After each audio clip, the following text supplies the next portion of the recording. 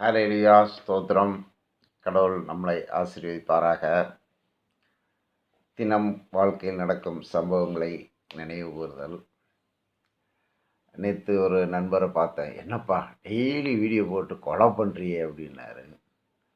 அப்புறம் என்ன பண்ணலான்னு வாரத்தில் ஒன்று போடுனாப்ப.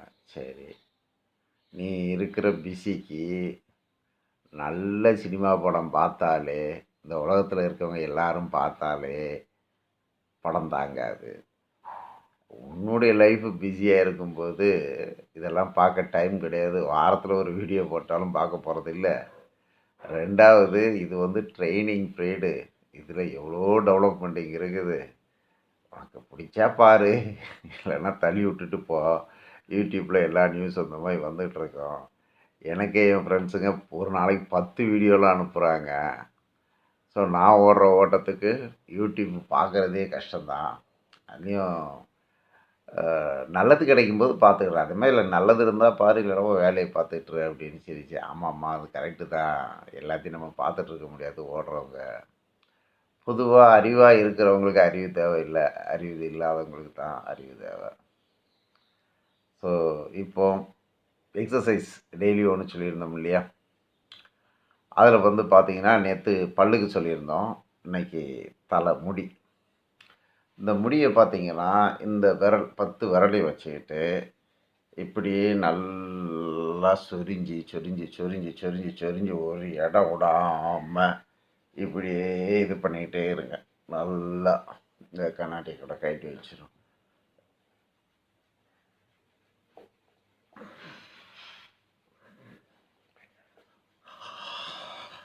நல்லா மூச்சு விட்டு நல்லா இப்படியே பண்ணி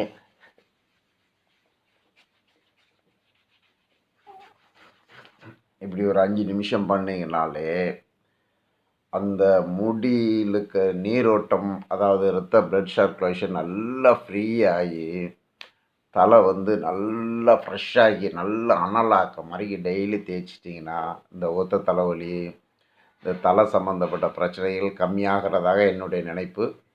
நான் டெய்லி பண்ணிடுவேன். அதே மாதிரி டெய்லி தலைக்கு எண்ணெய் வச்சுருவேன்.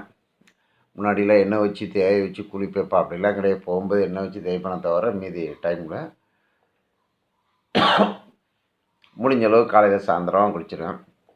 அதே மாதிரி ஃபுட்டுலேயும் வந்து பார்த்திங்கன்னா சில ஐட்டங்கிறக்கு அது ஒன்று ஒன்று ஒவ்வொரு நாளும் காமிக்கிறோம். இப்போ இப்படியே சம்பவத்துக்கு வருவோம். கண்டுபிடிப்பை பற்றி நான் சில புக்குகளை படிச்சுட்டு இருக்கும்போது, பென்சில் கண்டுபிடிச்சி அதை அழிக்கிற ரப்பரை கண்டுபிடிக்க சில ஆண்டுகள் ஆச்சு தான். அப்புறம் அதே ரப்பர் வந்து அந்த பென்சில் மேலே வர்றதுக்கும் சில ஆண்டுகள் ஆச்சு அப்படின்னு ஒரு புக்கில் படித்தேன்.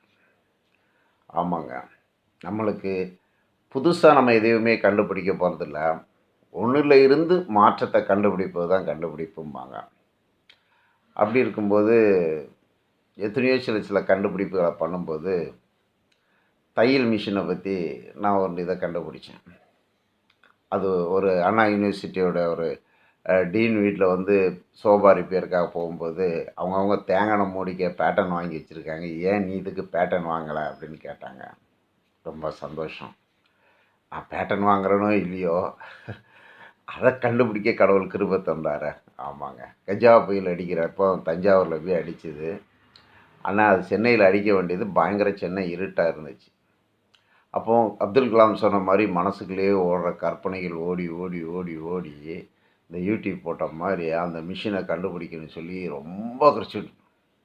அப்போல்லாம் ஆரம்ப ஸ்டேஜ் சோபா அடிக்க போனோம்னா, நான் வேறு மார்க்கெட்டிங்லேருந்து இப்போ சோபாவில் ப்ளஸ் என்ட்ரன்ஸ் ஆகிட்டுருக்கேன்.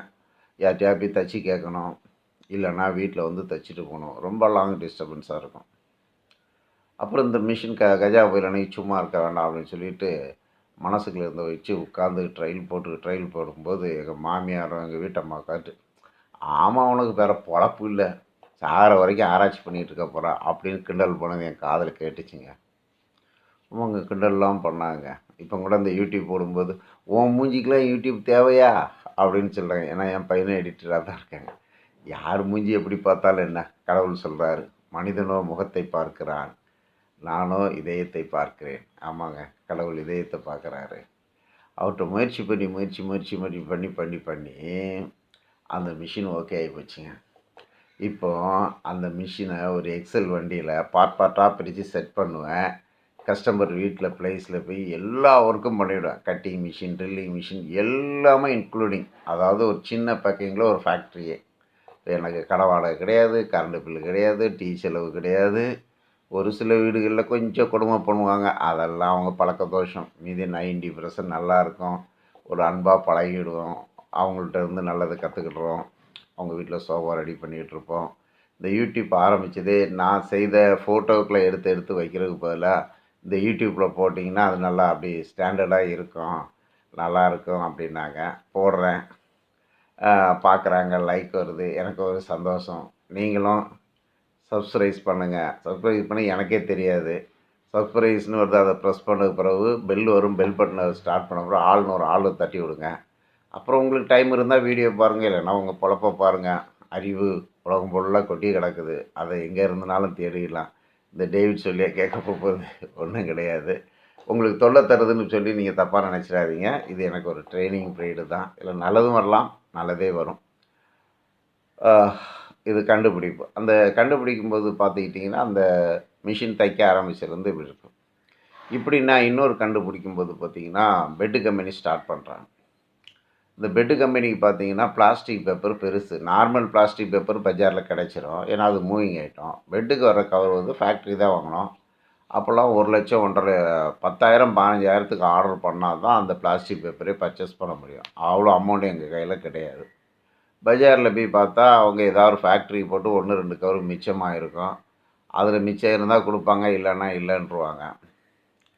அப்போது ரொம்ப நாளைக்கு முன்னாடி ஒரு ஃபேக்ட்ரிக்குள்ளே போகும்போது அவங்க மெடிசின் தயாரிக்கிற ஒரு கம்பெனி 10 பொருளை வச்சு அப்படியே ஒரு சீல் பண்ணிக்கிட்டு இருந்தாங்க.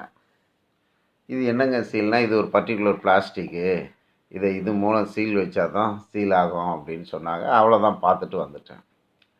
அப்புறம் நான் பார்க்கும்போது அதே மிஷினும் அங்கே பிளாஸ்டிக் பஜாரில் போகும்போது ஒரு கடையில் தொங்கிக்கிட்டு இருந்துச்சு. இது என்னென்ன மிஷின்னு கேட்டேன். ஆனால் நான் புதுசாக கடையை ஆரம்பித்தேங்க, இதை வாங்கி போட்டேன், சும்மாவே கிடக்குது, வாங்கினது ரூபா, இதோட கம்மியாக கொடுத்தாலும் நீங்கள் எடுத்துகிட்டு போங்க அப்படின்னு சொன்னார். எனக்கு அந்த மிஷினை பார்த்தேன். ஆனால் இது ரிப்பேர் பண்ணுற இடம் எங்கேனா இருக்குமானா பக்கத்தில் லாஸ்ட்டில் இருக்குனாங்க. அங்கே போனேன். அங்கே போய்ட்டு, சார் இது இந்த மாதிரி பெட்டு கவர் தயாரிக்கும், இந்த மாதிரி பிளாஸ்டிக் அதெல்லாம் வைக்காதுங்க, அதுக்கு ஸ்பெஷல் கவரில் தான் வைக்க முடியும், இது வைக்க முடியாதுன்னாங்க. அப்போ இந்த மிஷினை இந்த இதில் சீல் பண்ணி பார்க்கலாமான்னா, பண்ணி பாருங்கள் அப்படின்னாங்க. பண்ணால் சீல் ஆகிடுச்சி. கேட்டால் இது அப்படி ஆகும். நான் ஒன்றும் சொல்லலை, அந்த மிஷினை வாங்கிட்டு வந்துட்டேன். வீட்டில் வந்தால் ஒரே திட்டு. அப்போ எங்களுக்கு சின்ன அமௌண்ட்டே பெரிய காசு தான். இதை போய் வாங்கிட்டு வந்து என் துட்டை வேஸ்ட்டு பண்ணிட்டு ஆச்சு ஊச்சின்னு ஒரே கற்றுனாங்க. சில வேஸ்ட்டு பண்ணால் தான் இன்னொன்று உருவாக்க முடியுங்கிற மனசில் வச்சுட்டு 2 கட்டையை வச்சு அந்த பிளாஸ்டிக் வச்சு அப்படியே சீல் வச்ச உடனே சீலிங் ஆச்சு. வீட்டில் எல்லாத்துக்கும் ஒரே சந்தோஷம்.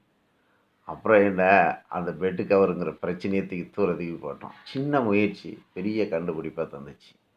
அப்போது நாம் ஒவ்வொன்றையும் முயற்சி பண்ணும்போது கடவுள் தாமே நம்மளை ஆசீர்வதிக்கிறாரு. அப்படி பார்க்கும்போது நம்ம படிப்புக்குன்னு பெரிய சயின்டிஸ்டாக படிக்கிறதுனாலும் நம்ம தேவைக்கு தக்கன முயற்சி பண்ணும்போது கடவுள் அதிலிருந்து விடுதலை தராரு. வேதம் ஒரு இடத்துல சொல்லுது இல்லையா, அவரை நோக்கி பார்த்த முகங்கள் வெட்கப்பட்டு போவதில்லை. ஆமாங்க, ஏசப்பாவை நோக்கி பார்த்த முகங்கள் வெட்கப்பட்டு போவதே இல்லை.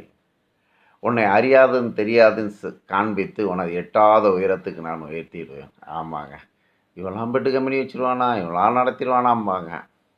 சின்ன கனவு கண்டேன், இதில் 4 பேர் வேலை செய்வாங்க அப்படின்ட்டு. சுற்றுறான்னாங்க.